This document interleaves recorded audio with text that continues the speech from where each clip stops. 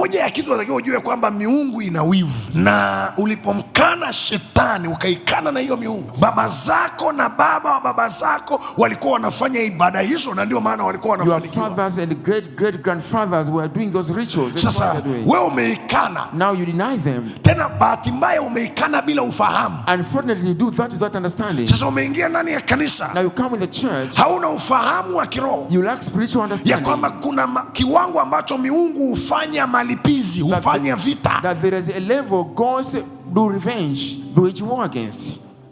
Unaweza ukatengwa na roho za mizimu. You can be separated from the ancestral spirits, lakini ile mizimu bado ikawa naachia laana kinyume na. but the ancestral spirits will be releasing. Maandiko yanasema Mfilisti akamlaani Daudi kwa miungu yake. The Bible says kuna the kitu kinaitwa laana za miungu. There is something called the curses of the gods. Hawa wanasema ameokoka kweli, lakini hata kafanikiwa. Na mara nyingi hizi laana za miungu utazisikia kwa ndugu zako, hasa walioshika zile madhabahu.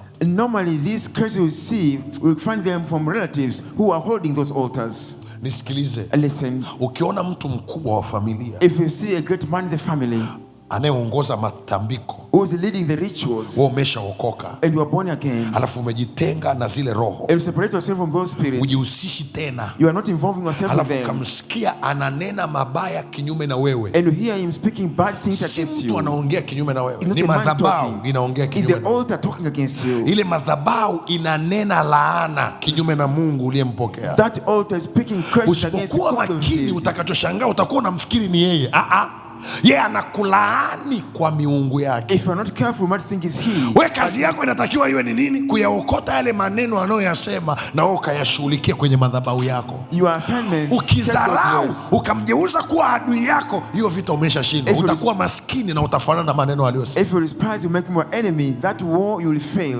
Nani amenielewa nilichosema? Who have understood me? Kwa hiyo utamchukulia, utasema yani baba mkubwa kabisa, yani ananenea haya maneno. So you consider that the elder father, yani mimi nimeokoka, hawajui hata nilivyokuwa mlevi, nimeokoka zangu, nimempa Yesu. Hawajui nilivyokuwa kahaba, si wangenipongeza. Sasa wakupongeze wapi? Wewe umekana miungu, na ile madhabahu ya miungu imegeuzwa, inaachia laana kinyume na wewe.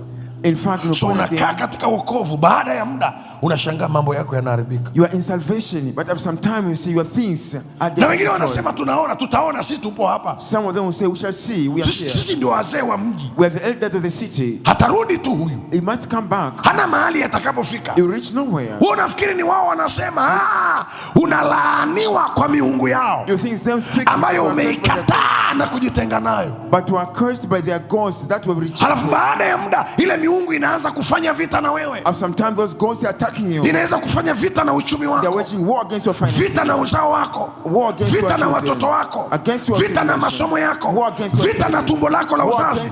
Vita na kitu fulani.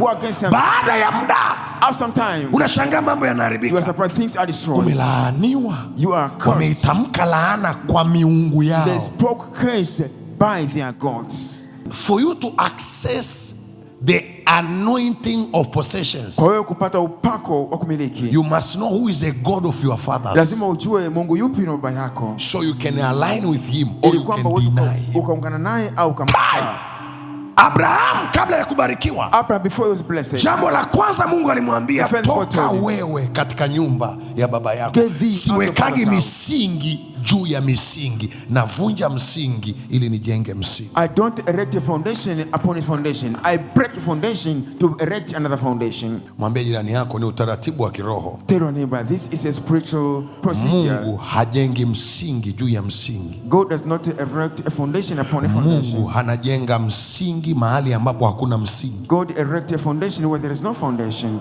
So umeokoka. So you are born again. Umempa Yesu maisha. You have given your life to Jesus. Hujajua ya kwamba katika huo ukoo wewe ndio wa kwanza kuokoka. Kwa mfano, you are the first to be born again, for instance. Manake wewe unajenga nini? Msingi. You are erecting a lakini msingi uliotoka ni msingi wa miungu. But your foundation where you are coming from is the kwa ile miungu ya baba zako. So the gods of your fathers. Hapa ndio kuna vita ya kiuchumi ya walokole wengi. That's why there is a financial battle to many born again people. Kwa nini hawapati hela kirahisi hapa? Why they don't get money easily. Tutakwenda sisi na watoto wetu, We shall go sisi na with ndugu our zetu, children, sisi we na and nyumba yetu, our tukamtumikie We kwa shall mali go. zetu. Serve him with your riches. Kwa miungu inachofanya, ukishamkana Yesu, ukishampokea Yesu, inachofanya nini? Inawahi eneo la mali, eneo la dhabihu, maana linajua ukipata mpenyo wa kiuchumi, hapo ndio kuna ibada.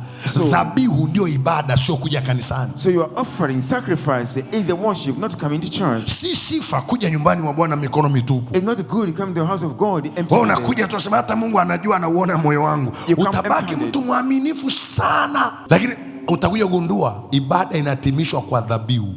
Kwa hiyo shetani akifunga uchumi wako, amefunga ibada yako. So you must come to know that any worship is completed by your offering. When Satan tied your finances, he have tied your worship.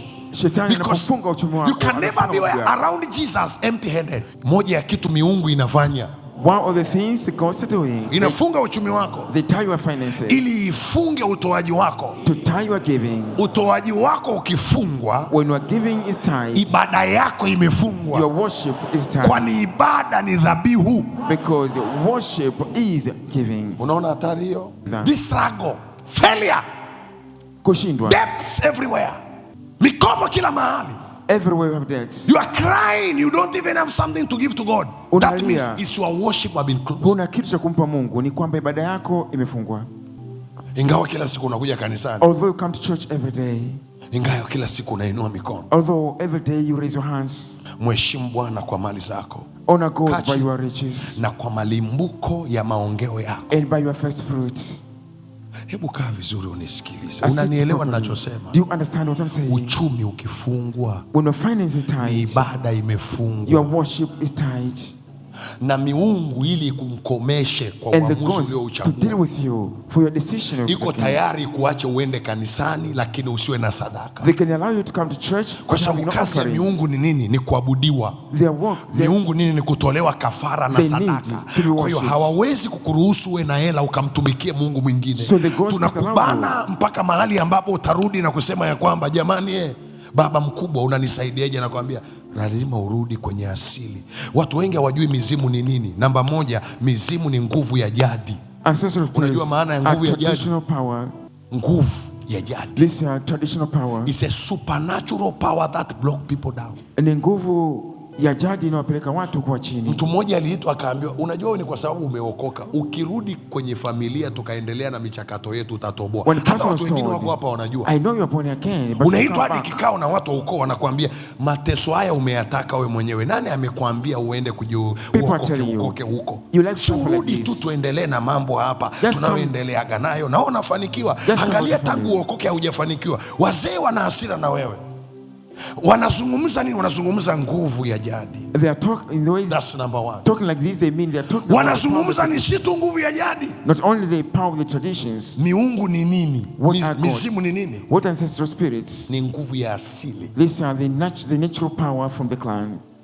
Chimbuko lako. That's your source, your origin. Yule babu wa babu wa babu wa babu. That the grandpa of the grandpa ambaye wewe kwa akili timamu unasema nimemkiri Yesu, ambao aliuza vizazi vyake, watoto na watoto. There are 3 phases of what we call ancestral power. Kuna hatua 3 kwa hizo nguvu za jadi. 1 ni hiyo niliyoisema. Moja the one I've said.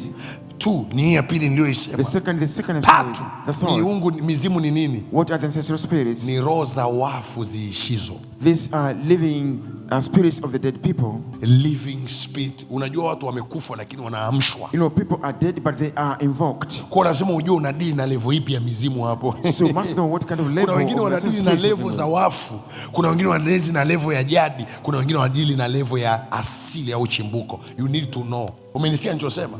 Kuna watu wamefungwa na nguvu ya jadi. Jadi the power of their origin. Kuna watu wamefungwa na chimbuko la asili. Hata lile jina alilopewa ni la bibi wa bibi wa bibi asili. Na kuna watu wamefungwa na mizimu lakini kwenye eneo la nguvu za wafu. Hao ndio wanaongea na watu waliokufa.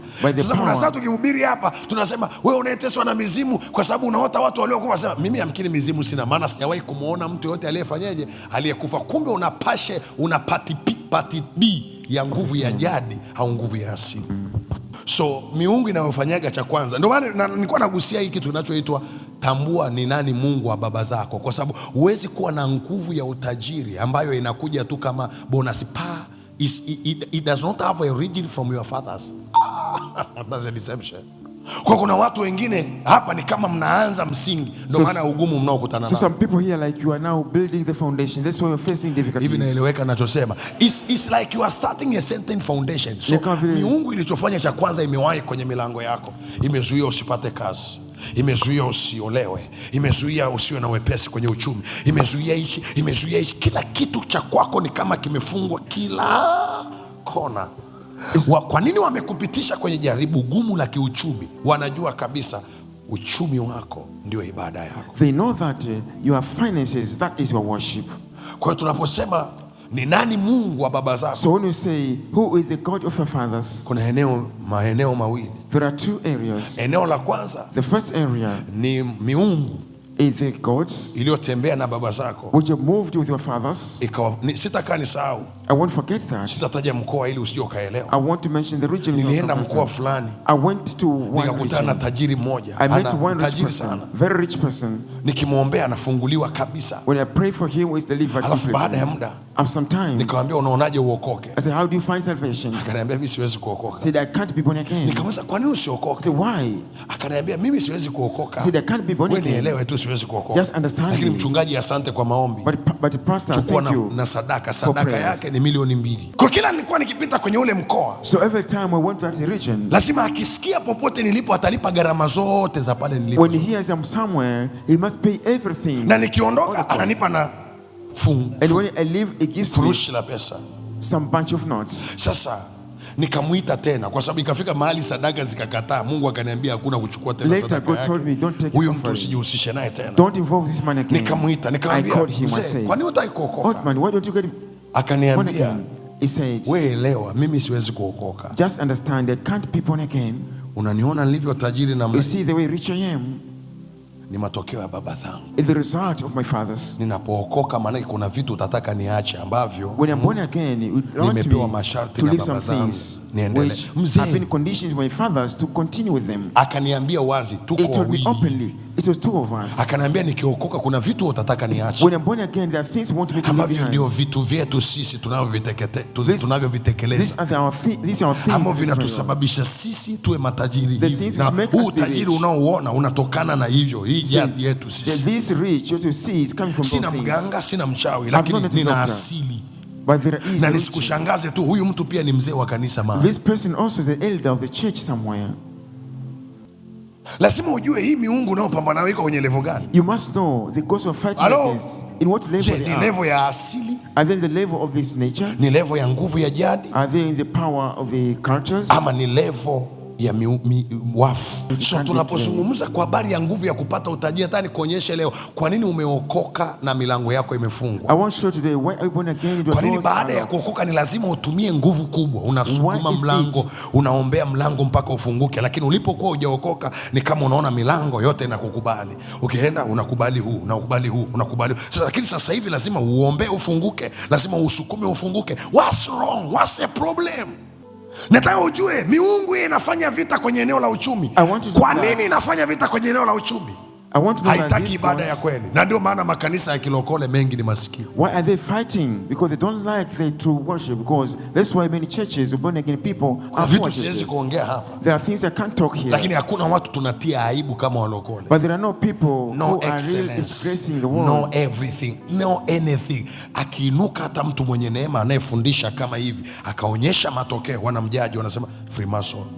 Wao wametegemea kwamba ukishaokoka ukae kimaskini maskini. People think that after born again you remain poor. Wamejaa kanisani kweli. They are full in the church, yes. Wanahubiri kweli. They are preaching, yes. Wanaimba tenzi na uwepo unashuka kweli. They sing hymns, yes. The presence of God comes. Mungu inafanya vita kwenye eneo la uchumi. But the gods are waging war. Adui akifanya vita kwenye eneo lako la uchumi, when the enemy attacks on your finances, amezuia ibada yako. It means he's stopping your worship. Kwa sababu ibada, because worship ni sadaka, is offering. Ibada, worship, ni dhabihu, is sacrifice. Kila umtoapo Mungu sadaka, every time you give God that offering, kila ujidhabi upo kwa ajili ya sadaka. Every time you sacrifice yourself by giving, Agano la Kale, I don't know if you know the Old Testament, watu walikuwa wanaita ibada sadaka. People used to call that worship as a sacrifice. Yani ukisikia wanasema tunaenda kutoa ibada, when they say they're going to worship, maana yake walikuwa wanaenda kutoa they are going to give burnt offering, sacrifice. Ndio maana Yesu anasema toeni miili yenu kuwa dhabihu takatifu. Give your body to be the holy sacrifice. Hauwezi kutenga dhabihu na ibada. Sacrifice and dhabihu ni ibada, sacrifice na ibada ni dhabihu, and worship is sacrifice. Ukiona una vita eneo la uchumi, when of the area of finances, uwe na uhakika utakuwa na maabudu, hata kanisani utajaa sana, lakini uwe na uhakika eneo la ibada yako limezuiwa. A big show shall be the church, but the area of worship has been stopped. Kwa hiyo sio sifa. So it's not a good character kukosa hela ya kutoa kanisani, to be broke, having nothing to give in the church. Unasema mimi nachangia maombi. You say I'm only contributing to prayers. That's not good. Utoaji wako ndio ibada yako. You are giving is your worship. Ukifungwa uchumi, when you are tied financially, moja ya eneo lilofungwa kwa kiwango kikubwa ni ibada yako. To a great extent is your worship. Ibada huwa ni rahisi sana, worship is so simple and so light kwa watu ambao wamefanikiwa kumtolea Mungu. Wewe jiulize, hata wakati Mungu amekuwa anakubariki, unapomtolea Mungu unasikia kukubalika, unasikia imani, unasikia kibali, unasikia kuvuka, unasikia kwenda. Kwa nini? Sadaka ndio ibada. Shetani akifunga uchumi wako, maana yake automatically amefunga ibada yako. That means tied your worship.